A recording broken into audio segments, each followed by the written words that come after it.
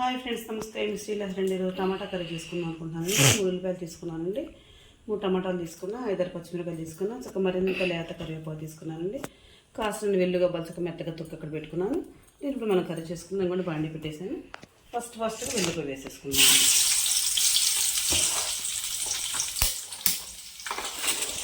బాగుంటుంది టమాటా వాసనకి. ముందు కరివేపాకు వేసుకున్నాక మనం పచ్చిమిరపకాయలు వేసుకున్నాం. లేత కదండి కూరలో కలిసిపోద్ది. పల్లెటూరు కదండి, మన చక్క పల్లెటూరు చక్క కరివేపాకు దొక్కుద్ది కదండి. ఇప్పుడు ఇది మనం కరివేపాకు ఇప్పుడు పచ్చిమిర్చి వేస్తాను.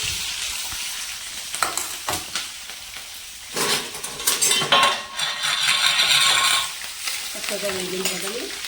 ఇదిగో ఉల్లిపాయ కూడా వేస్తున్నాను. చక్క టమాటా అంతా లేదా చక్క బాగుంది. ఉల్లిపాయ అంతా చల్లగా చక్కగా వేసి ఒక 5 నిమిషాల పాటు కొంచెం ఎర్రగా వేగనిస్తున్నామండి. అంటే మరి ఎర్రగా కాకుండా కొంచెం దూరగా వేగిన తర్వాత టమాటా ముక్కలు కలిపి వేసుకుంటే చక్క 2 మిక్సింగ్ అయిన తర్వాత వేగితే కూర బాగుంటుంది. పులుపుగా ఏదో పులుపు అనుకుంటున్నాం కానీ టమాటాలు పులుపు చాలా తక్కువగా ఉంటుందండి. ఇవన్నీ హైబ్రిడ్ కాయలు కదండి.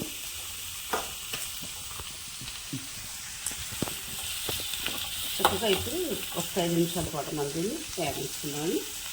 ఇది కూడా దీనికి కావాల్సినండి ఉప్పు, సాల్ట్, కారం, పసుపు. చక్కగా ఉల్లిపాయ కొంచెం వేడి కదా ద్వారాగా కొంచెం పసుపు వేస్తున్నానండి ఫస్ట్గానే.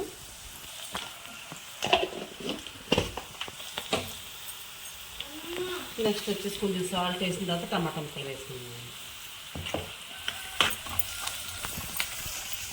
టమాటా ముక్కలు వేసేస్తున్నాను.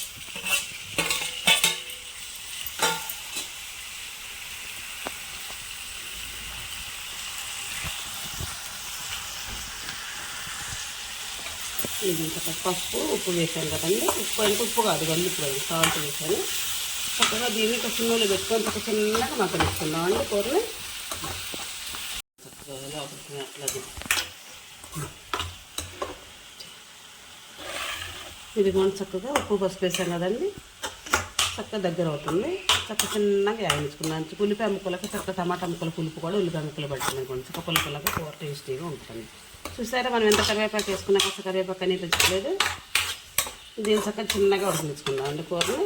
ఈలోపు మనం వేరే పని చేసుకుందాం.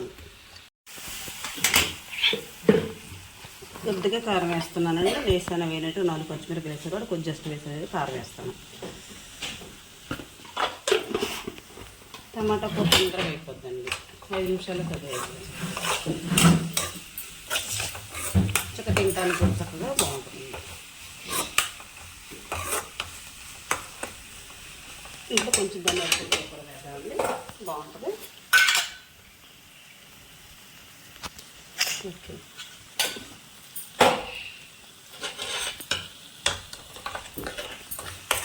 చక్కగా పచ్చిమిరకాయలు, ఎల్లిపాయలు, జీలకర్ర, కరివేపాకు, ఉల్లిపాయలు, టమాటాలు, పసుపు, ఉప్పు, కారం, ఆయిల్ బాగుంది. చూసారా ఈ విధంగా నేను టమాటా కర్రీ చేసుకున్నానండి. నేను చేసే విధానం నచ్చితే నాకు లైక్ ప్లీజ్.